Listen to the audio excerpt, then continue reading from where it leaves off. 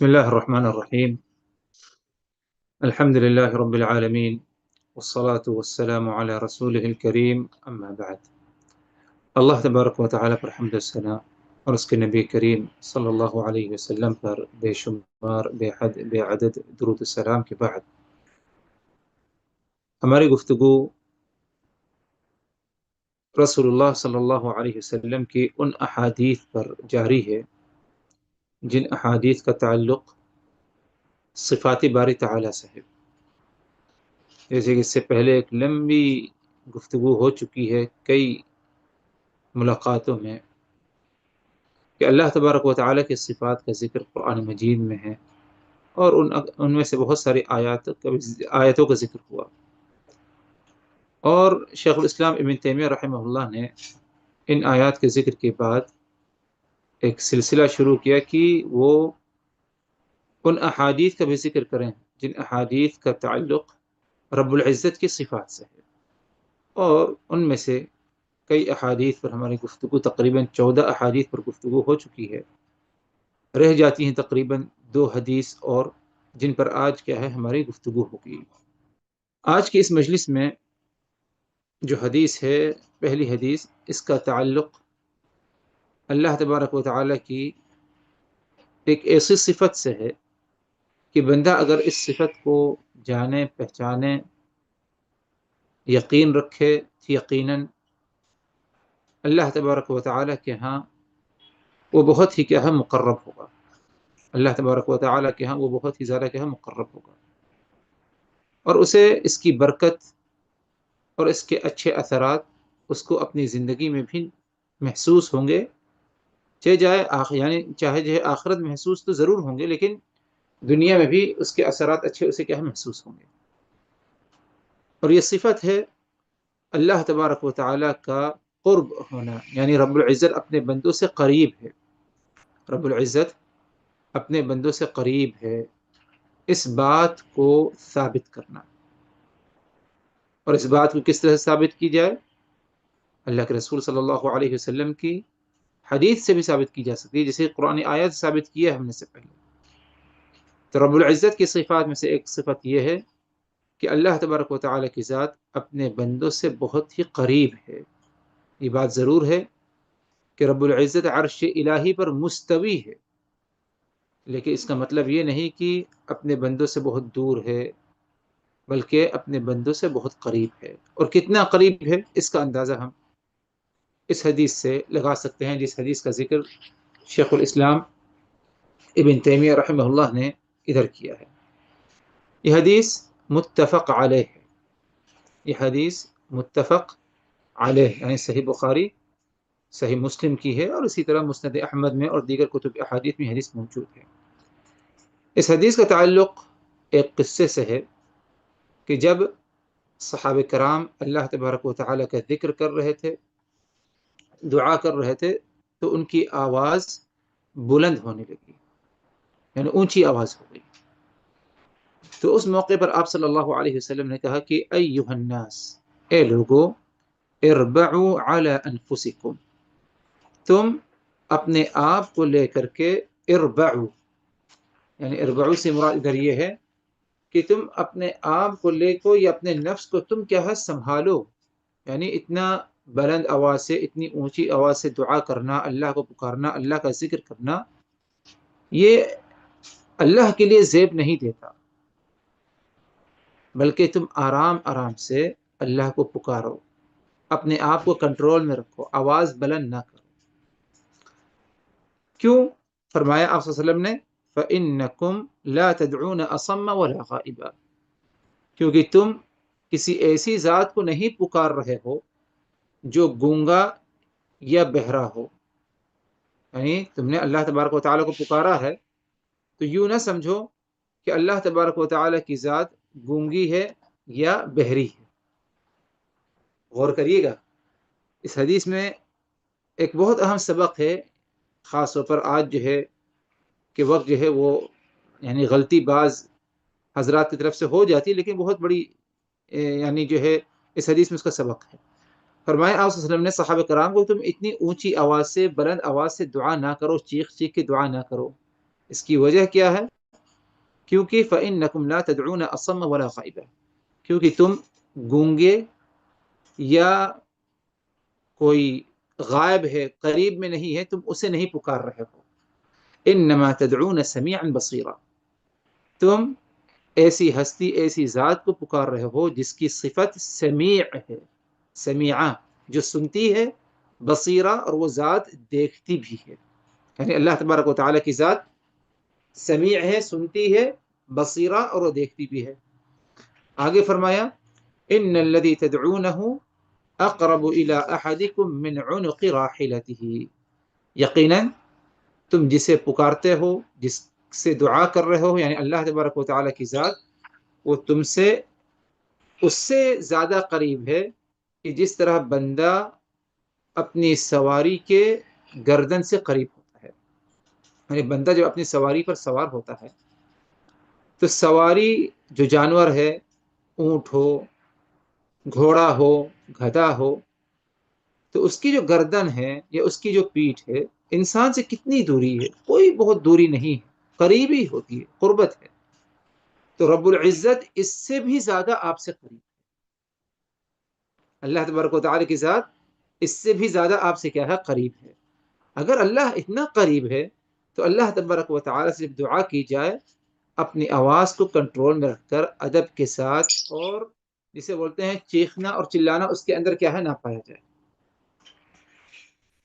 تو اس حدیث سے جو ایک اہم مسئلہ ثابت ہوا وہ یہ کہ اللہ تبارک و تعالیٰ کی ذات اپنے بندوں سے قریب ہے، اور رسول اللہ صلی اللہ علیہ وسلم نے ہمیں ایک مثال بیان کی کہ جس سے ہم سمجھ سکیں کہ اللہ کتنا قریب ہے ہم سے، اور وہ یہ کہ جب بندہ اپنی سواری پر سوار ہوتا ہے تو سوار شخص اور اس کی سواری دونوں کے درمیان جو فاصلہ ہے اس کی سواری کی گردن کے درمیان، اس سے بھی زیادہ قریب اللہ تبارک و تعالیٰ اپنے بندوں سے کیا ہے؟ ہوتا ہے۔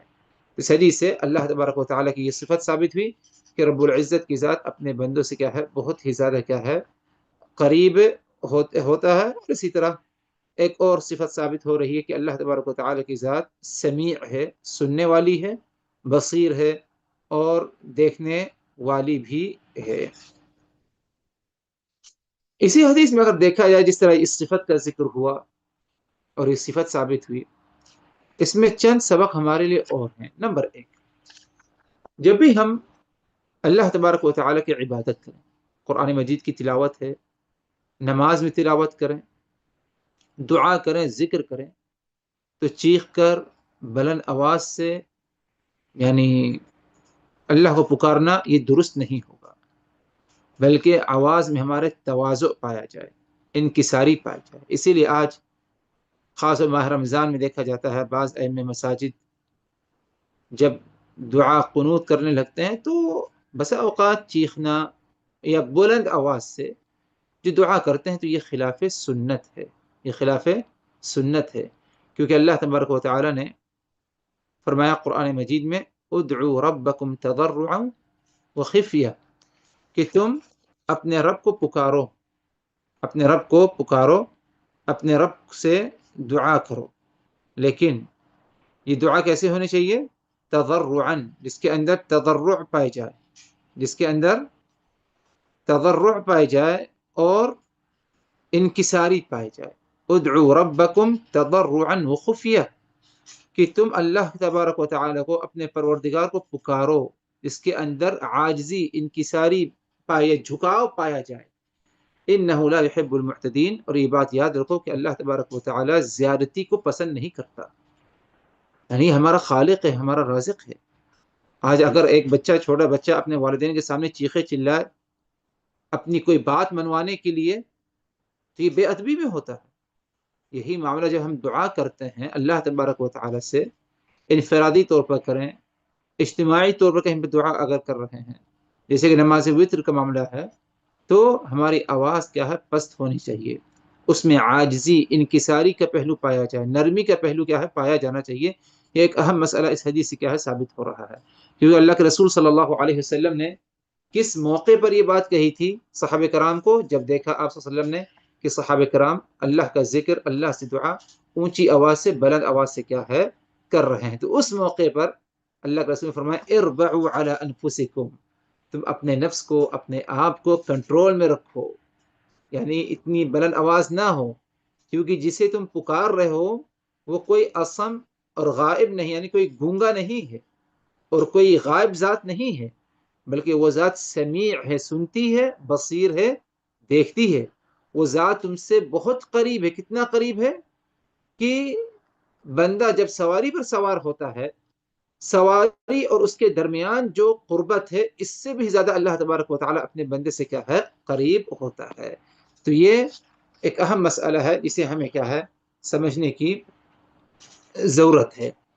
اسی طرح اگر دیکھا جائے تو اللہ تبارک و تعالیٰ نے اس کے بارے میں ہمیں بتایا ہے، جیسے کہ اس سے پہلے آیت کریمہ گزر چکی ہے کئی ملاقات پہلے، فرمایا کہ رب العزت نے وَإِذَا سَأَلَكَ عِبَادِي عَنِّي فَإِنِّي قَرِيبٌ أُجِيبُ دَعْوَةَ الدَّاعِ إِذَا دَعَانِ۔ اے محمد صلی اللہ علیہ وسلم، اِذَا سَأَلَكَ عِبَادِي عَنِّي، اگر میرا بندہ تم سے سوال کرے میرے بارے میں، یعنی بندہ آ کر کے تم سے پوچھے میرے بارے میں، یعنی اللہ کی ذات کے بارے میں، کہ اللہ کہاں پر ہے، کیسے ہے، کتنا قریب ہے، تو اسے جواب دو فَإِنِّي قَرِيبٌ، کہ میں اپنے بندے سے بہت ہی قریب ہوں۔ اجیب دعوت الداع اذا دعان، کہ اگر دعا کرنے والا دعا کرے گا مجھ سے، مجھ کو پکارے گا، تو میں اس کی آواز کو کیا ہے، ضرور سنوں گا۔ یعنی آپ غور کریے، ایک بات یاد آئی، یعنی اس مسئلے کو اس طرح سمجھیے، ہم جب نماز پڑھتے ہیں خاص انفرادی طور پر، آواز ہم بلند تو کرتے نہیں، اجازت نہیں ہے، سنت طریقہ صحیح طریقہ یہی، تو کیا ہم سورہ الفاتحہ چیخ چیخ کے پڑھتے ہیں بلند آواز سے؟ تسبیحات بلند آواز نہیں، پست آواز، لیکن کیا اللہ تبارک و تعالی ہماری آواز کو اس وقت سنتا نہیں؟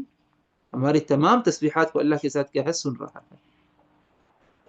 آپ کے دائیں بائیں جو ہے وہ نہیں سنے پاتا، لیکن اللہ تبارک و تعالی آپ کی آواز کو، آپ کی تسبیحات کو اللہ تبارک و تعالی کیا ہے، سن رہا ہے۔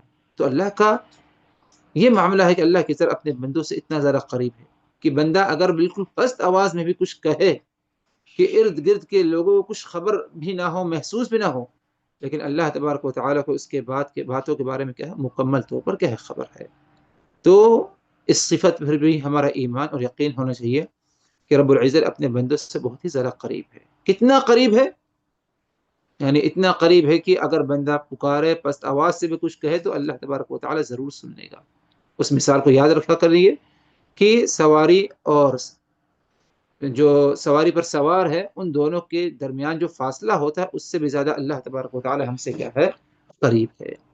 آگے بڑھتے ہیں، ایک آخری صفت جس کا ذکر شیخ الاسلام ابن تیمیہ رحمہ اللہ نے ادھر کیا ہے، اور اسے کیا ہے، یعنی اس سلسلے میں حدیث بھی لائی ہے، اور اس صفت کا ذکر آپ حضرات کو یاد پڑتا ہوگا، قرآنی آیات کے ذریعے بھی ہوا، لیکن ادھر حدیث کے ذریعے اس صفت کا کیا ہے، ذکر ہوگا، اور وہ یہ اللہ تبارک و تعالیٰ کا دیدار، اللہ تبارک و تعالیٰ کا دیدار، یعنی اہل ایمان، ایمان والے رب العزت کو دیکھیں گے، دیدار ہوگا۔ یہ کب ہوگا؟ روز قیامت۔ اس کی کیا دلیل ہے؟ قرآن مجید میں جو آیات تھی اس پر بات گزر چکی ہے، لیکن سنت نبی سے دلیل یہ ہے، جیسے کہ صحیح بخاری صحیح مسلم کی روایت ہے، انکم سترون ربکم کما ترون القمر لیلۃ البدر، یقیناً تم اپنے رب کو دیکھو گے، پروردگار کو دیکھو گے، اس کا دیدار ہوگا۔ کس طرح ہم دیکھیں گے؟ کما ترون القمر لیلۃ البدر، جس طرح تم 14ویں رات کا چاند دیکھ لیتے ہو، یعنی چاند جب نکلتا ہے تو وہ مکمل ہوتا نہیں، بڑھتے بڑھتے جیسے 14-15 دن کو پہنچتا ہے تو چاند مکمل ہو جاتا ہے۔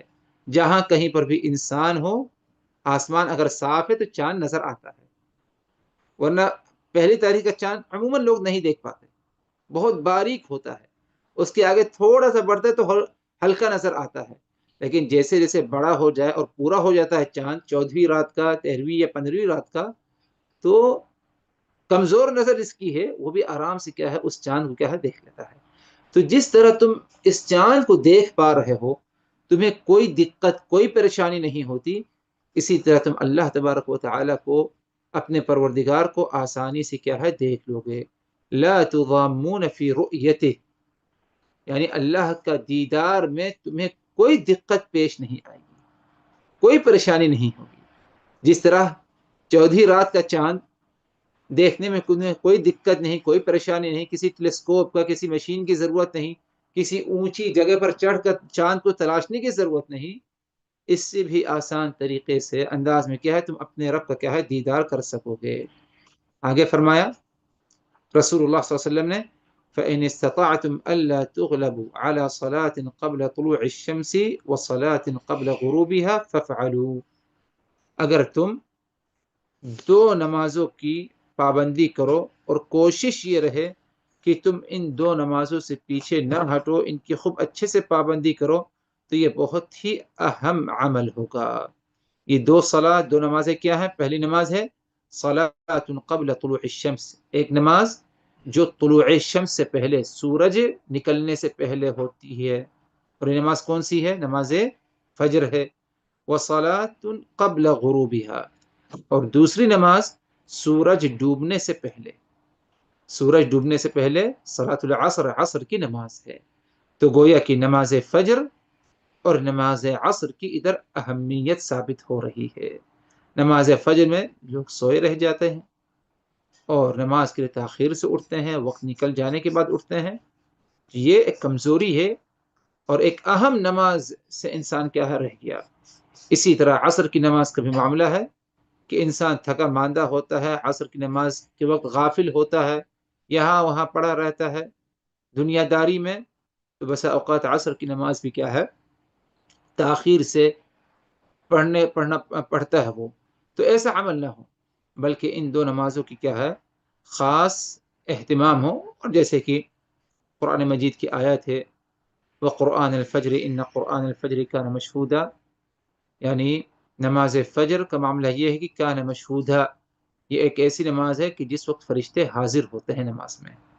یہ فجر کی نماز کا وقت ہے کہ فجر کی نماز میں فرشتے بھی حاضر ہوتے ہیں. اور اسی طرح آپ صلی اللہ علیہ وسلم نے ایک حدیث میں فرمایا من صلی البردین دخل الجنہ، جس نے 2 نمازیں پڑھی، اس کی ان دونوں کی پابندی کی بہت ہی شدت کے ساتھ، دخل الجنہ، تو وہ جنت میں داخل ہو جائے گا. جنت میں 2 نمازیں کیا ہے؟ پہلی نماز نماز فجر اور دوسری نماز نماز عصر. یہ 2 ٹھنڈی نمازیں. کیوں ٹھنڈی نمازیں؟ فجر کے وقت موسم ٹھنڈا رہتا ہے، گرمی سی گرمی ہو، لیکن جو دھوپ میں یا دن میں جو گرمی رہتی ہے وہ گرمی فجر کے وقت محسوس نہیں ہوتی. اسی طرح نماز عصر کے وقت بھی دھوپ نکلنے کے بعد عصر ہوتے تک ماحول اور موسم کیا ہے کچھ نہ کچھ ٹھنڈا ہونے لگتا ہے. تو اسی لیے ان دونوں نمازوں کو کیا ہے ٹھنڈی نمازیں کہی گئی. الغرض کہنا یہ تھا اس حدیث کے ذریعے کہ رب العزت کی رؤیت اور دیدار یہ رسول اللہ صلی اللہ علیہ وسلم کی حدیث سے ثابت ہے اور یہ قطعی بات ہے. اس میں کوئی شک و شبہ ہمیں کیا ہے نہیں ہونا چاہیے، بلکہ مکمل طور پر ہمیں کیا ہے یقین رکھنا چاہیے کہ اللہ تبارک و تعالیٰ کا کیا ہے دیدار ہوگا. آگے فرمایا اور ظاہر سی بات ہے جیسے کہ اس سے پہلے بات گزر چکی ہے کہ رب العزت کا دیدار صرف اور صرف اہل ایمان کو نصیب ہوگا، اہل ایمان کو نصیب ہوگا، جیسے کہ اس سے بات گزر چکی ہے. اللہ تبارک و تعالیٰ ہم سبوں کا خاتمہ ایمان پر فرمائے تاکہ ہم اپنے پروردگار کا دیدار کر سکیں، ہمیں یہ کہ نصیب ہو. احادیث کا سلسلہ ختم ہوتا ہے. اب شیخ الاسلام ابن تیمیہ رحمہ اللہ فرماتے ہیں الى امثال هذه الاحادیث، اسی طرح اور بھی دیگر حدیثیں، یعنی اور بھی بہت ساری دیگر حدیثیں ہیں، تم ان پر غور و فکر کرو، تم ان پر غور و فکر کرو. اور فرق ناجیہ اہل السنہ والجماعہ، فرمایا شیخ الاسلام ابن تیمیہ نے فرق ناجیہ اور اسی طرح اہل السنہ والجماعہ یہ سب ان احادیث پر ایمان رکھتے ہیں.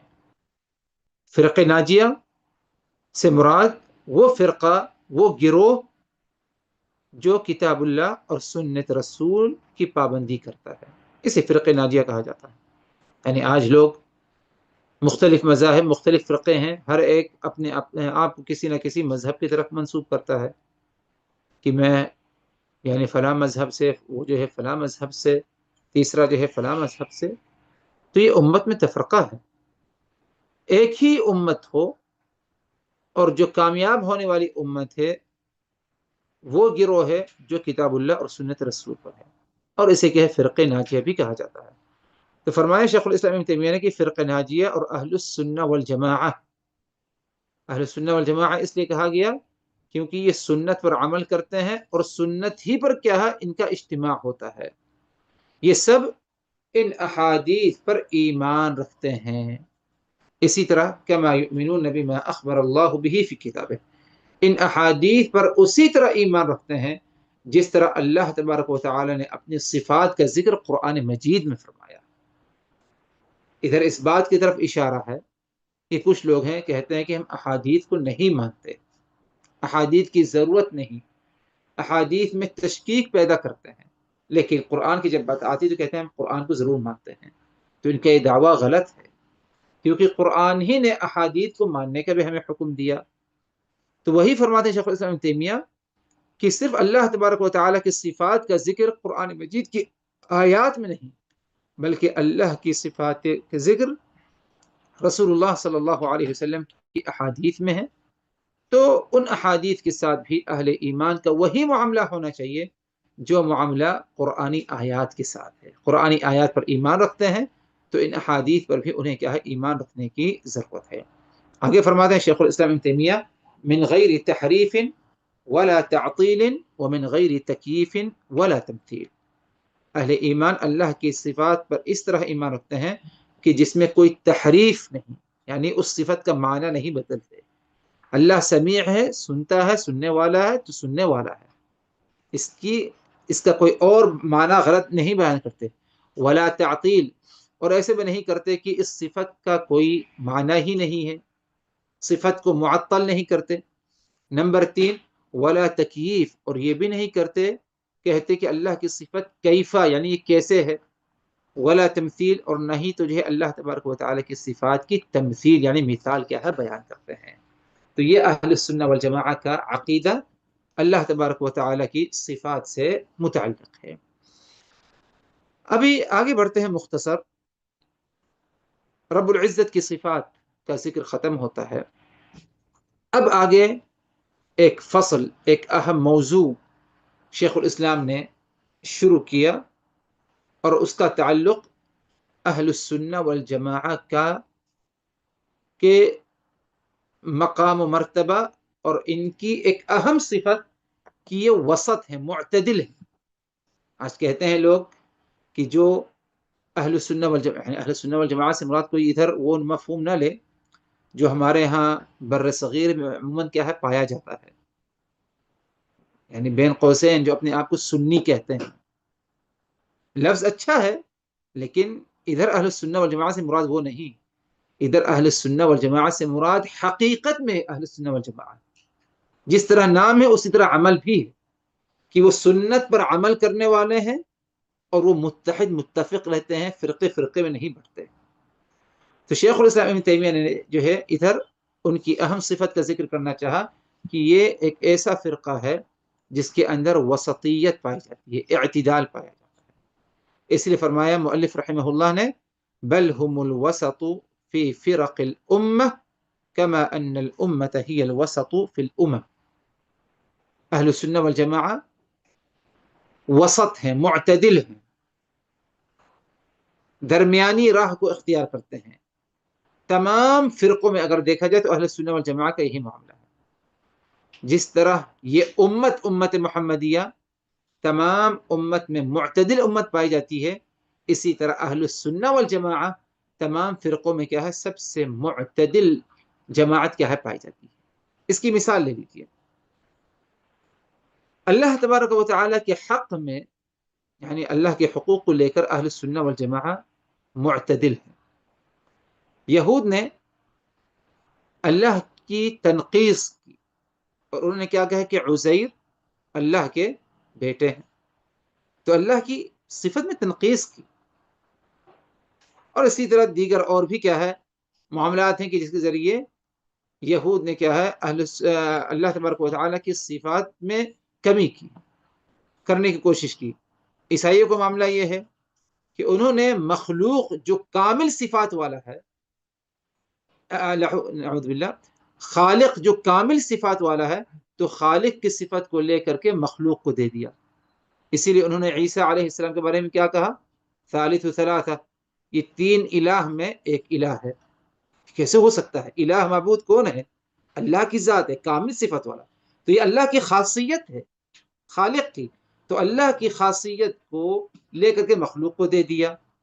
لیکن اہل السنہ والجماعہ وہ معتدل ہیں اللہ کی ذات کے بارے میں، کہ اللہ کے اسماء حسنی ہیں اور صفات علی ہیں، اور اللہ کی جو صفات ہیں عمدہ صفات ہیں، اور ایسے صفات ہیں جو کہ یعنی کسی بھی مخلوق میں کیا نہیں پائی جاتی۔ اہل السنہ والجماعہ تمام انبیاء کرام کو لے کر کے معتدل راہ پر ہیں۔ اسی لیے یہود نے عیسیٰ ابن مریم کو جھٹلا دیا، ان پر ایمان نہیں رکھتے، اسی لیے محمد صلی اللہ علیہ وسلم کو انہوں نے جھٹلایا۔ اور نصارہ کا جو معاملہ ہے کہ انہوں نے انبیاء کرام کی ہستی میں غلو کیا، زیادتی کی، جو مقام و مرتبہ ان کا نہیں وہ مقام و مرتبہ دینے کی انہوں نے کیا ہے کوشش کی۔ لیکن اس امت کا معاملہ کیا ہے؟ اس امت نے تمام انبیاء کرام پر ایمان لایا، ایمان رکھتے ہیں، اسی لیے آخری نبی محمد صلی اللہ علیہ وسلم پر بھی کیا ہے وہ ایمان رکھتے ہیں، اور محمد صلی اللہ علیہ وسلم کے بارے میں کہتے ہیں کہ محمد عبداللہ، اللہ کا بندہ، ورسولہ، اور اس کے کیا ہے رسول ہے۔ اہل السنہ والجماعہ عبادت کے معاملے میں یا عبادات کے معاملے میں کیا ہے معتدل ہیں، وسط ہیں۔ مثلا عیسائیوں کے ہاں طہارت، صفائی ستھرائی، نجاست سے اپنے آپ کو پاک کرنا، اس کا اہتمام کرنے یا اس بات کا ان کے ہاں اہتمام نہیں کیا جاتا۔ کھڑے ہو کر پیشاب کیا، پانی کا استعمال نہیں کیا، دیگر اور نجاستیں لگی ہیں، ٹیشو پیپر وغیرہ سے کام لے لیا، اور اسی ہی حالت میں جا کر کے کنیسہ چرچ میں جا کر کیا ہے وہ عبادت بھی کیا ہے کر بیٹھتا ہے نجاست کے ساتھ۔ غور کریے آپ۔ اور یہود کا معاملہ کیا ہے؟ ان کے ہاں یہ کہ اگر ان کے کپڑے پر نجاست لگ جائے تو وہ کپڑا اس وقت تک پاک نہیں ہوگا جب تک اس حصے کو کاٹ کر پھینک نہ دیا جائے۔ لیکن امت محمدیہ، یہ امت اہل السنہ والجماعہ، اس میں بھی معتدل ہے، صفائی ستھرائی کا اہتمام کرتی ہے، پیشاب پخانہ ہو جائے، طہارت، صفائی ستھرائی، کوئی اور نجاست ہے، اور اگر کپڑے پر نجاست لگ جائے تو اس نجاست کو جو ہے پانی سے دھو کر کیا ہے اسے کیا ہے پاک صاف کر لیتی ہے۔ تو اعتدال کی راہ اس میں بھی ہے۔ اسی طرح جیسے معاملہ قصاص کا ہے، خون کا بدلہ خون لینا، اس میں بھی اہل السنہ والجماعہ نے اعتدال کی راہ اپنائی۔ اور وہ کیسے؟ قصاص یعنی خون کا بدلہ خون لینا یہودیت میں یہ لازمی ہے، کوئی معافی نہیں، معافی کی کوئی گنجائش ہی نہیں ہے۔ لیکن نصارہ کے ہاں قصاص لازمی نہیں ہے، بلکہ ان کے ہاں اول یہ ہے کہ درگزر کا معاملہ فرما دو، معاف کر دو۔ اہل سنہ والجماعہ معتدل ہے، اعتدال کی راہ، کہ خون کا بدلہ خون ہے، لیکن جو صاحب خون ہے، جس کے قریبی کا انتقال ہوا، جب تک وہ خود اپنے سے معاف نہ کرے بغیر کسی دباؤ کے، تب تک کیا ہے معاف نہیں کیا جا سکتا۔ تو اہل سنہ والجماعہ اس میں بھی کیا ہے معتدل ہے اور اعتدال کی راہ میں۔ اسی طرح تمام معاملات میں انہوں نے کیا ہے اعتدال کی راہ کیا ہے اپنائی ہے۔ مزید اور باتیں انشاءاللہ یعنی اہل سنہ والجماعہ سے متعلق اگلی نشست میں۔ وآخر دعوانا ان الحمد للہ رب العالمین۔